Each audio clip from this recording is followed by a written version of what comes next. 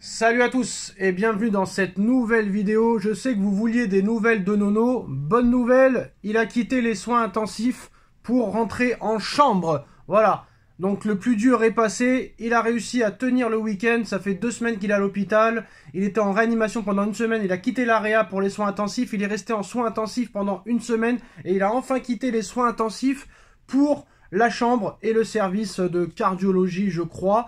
Donc c'est une bonne nouvelle. Maintenant, on va croiser les doigts. On va croiser les doigts pour qu'il se repose et pour qu'il ne fasse plus le con et qu'il soit avec nous pour cette finale de Ligue des Champions. Maintenant, c'est l'objectif. Le timing est lancé. Et maintenant, je veux que vous bombardez les messages de commentaires en lui expliquant que très clairement, il faut arrêter cette merde qui est la cigarette, cette drogue qui le tuera et qu'il mette ça de côté, qu'il mange bien, qu'il fasse du sport ou de l'activité physique du moins, qu'il arrête le coca, etc.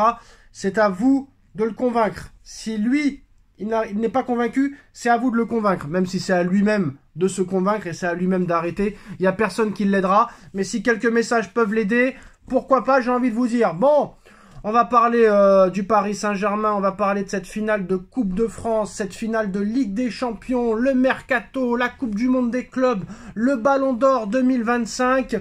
Il y a beaucoup de choses à parler. Alors d'abord, comme vous le savez, finale de Coupe de France la semaine prochaine, enfin non, dans 5 jours là, au Stade de France, 21h. Paris Saint-Germain, Stade de Reims. Alors comme vous le savez, le Stade de Reims s'est retrouvé en barrage. Ils ont fait les cons sur les 4 derniers matchs. Match nul contre le dernier Montpellier, défaite contre Saint-Etienne 19e, défaite contre Strasbourg, défaite contre Lille. Et à l'arrivée, Reims qui avait 5 ou 6 points d'avance à 4 journées de la fin sur le premier barragiste, se retrouve à faire les barrages. Donc déjà les barrages ont dû être repoussés après la finale. Mais en plus de ça, Reims va arriver en finale contre le PSG avec l'équipe B.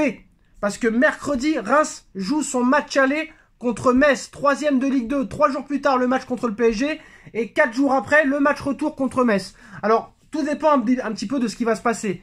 Si jamais Reims gagne le match aller contre Metz par un large écart, peut-être que Reims mettra l'équipe type. Mais par contre, si c'est serré, s'il y a défaite de Reims, s'il y a match nul de Reims contre Metz, ou s'il y a une victoire 1-0 ou 2-1, Reims, il y a de grandes chances qu'ils viennent avec une équipe B, ou du moins une équipe remaniée. Alors déjà avec l'équipe type, ça va être mission impossible pour eux face au Paris Saint-Germain. Quoique Reims n'a pas perdu un seul match contre le Paris Saint-Germain à l'aller et au retour. C'est l'une des seules équipes à ne pas avoir perdu à l'aller et au retour contre le Paris Saint-Germain. Mais voilà, il y a de grandes chances que Reims débarque au Stade de France contre le PSG avec une équipe B.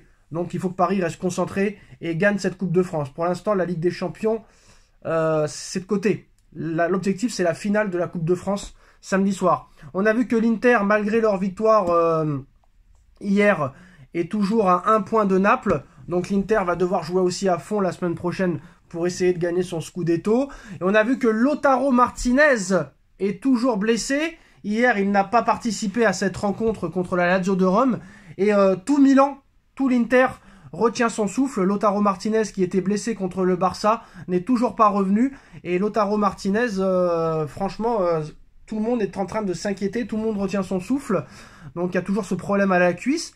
Et ça fait quand même plus de 10 jours qu'il n'a pas joué.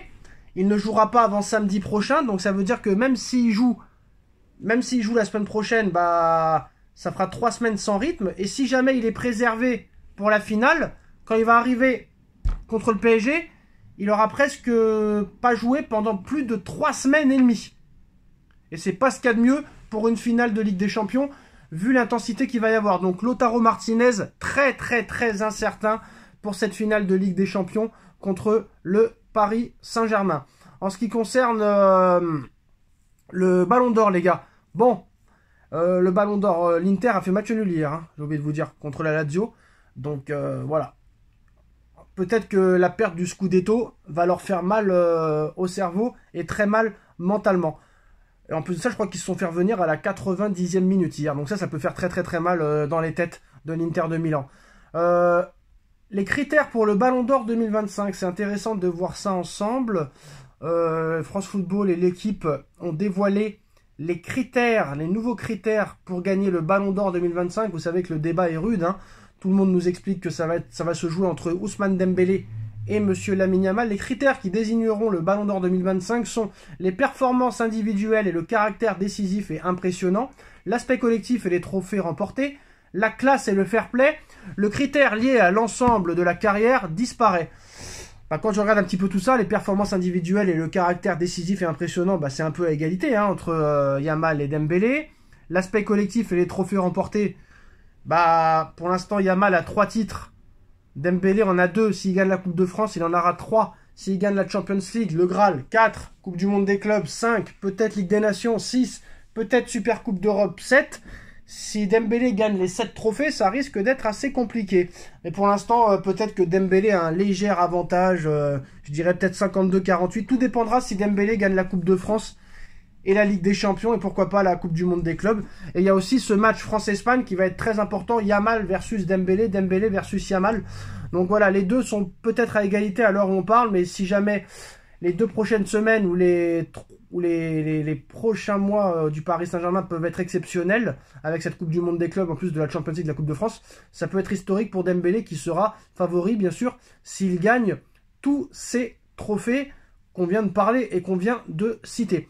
Les gars, vous avez eu l'info, hein, c'est tombé hier soir très tard dans la nuit, le Real Madrid est prêt à offrir 130 millions d'euros pour recruter le milieu de terrain portugais du Paris Saint-Germain, Vitinha. C'est une très très grosse info. Paris est prêt à écouter les offres, mais pas à moins de 150 millions d'euros.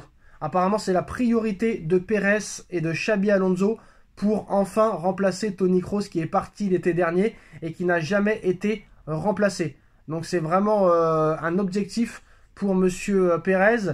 Aux yeux de Pérez et de Alonso, il n'y a pas meilleur milieu de terrain que Vitinha à l'heure actuelle. Mais maintenant, je réfléchis. C'est vrai que 130 millions, c'est une somme.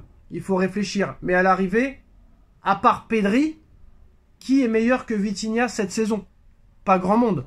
Donc ça veut dire que si Paris vend Vitinha, c'est pour acheter Pedri. Très clairement. Voilà. Parce que sinon, aucun intérêt de se séparer de Vitinha. Donc voilà. Ça va être un feuilleton aussi cet été à suivre, hein. On sait que le dossier Warren Zaïre-Emery aussi va faire parler.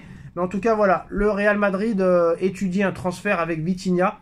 Le Paris Saint-Germain a évalué le joueur à 130 millions d'euros. Donc si ce transfert venait à se faire cet été, ce serait le plus gros transfert de l'histoire du Real Madrid. C'est Eden Hazard qui a le record avec 115 ou 120 millions d'euros, je crois. Si ce transfert se concrétise, Vitinha deviendra le transfert le plus cher de l'histoire du Real Madrid. Le Bayern de Munich est en tête pour Florian Wirtz. Il faudra débourser entre 100 et 125 millions d'euros pour l'acheter au Bayer Leverkusen. Manchester City a laissé tomber la piste Florian Wirtz. Et apparemment, City se concentre sur Warren Zaïre-Emery et sur Pedri pour cet été. Apparemment, City est prêt à mettre 200 millions d'euros sur Pedri, à voir ce que le Barça en pensera.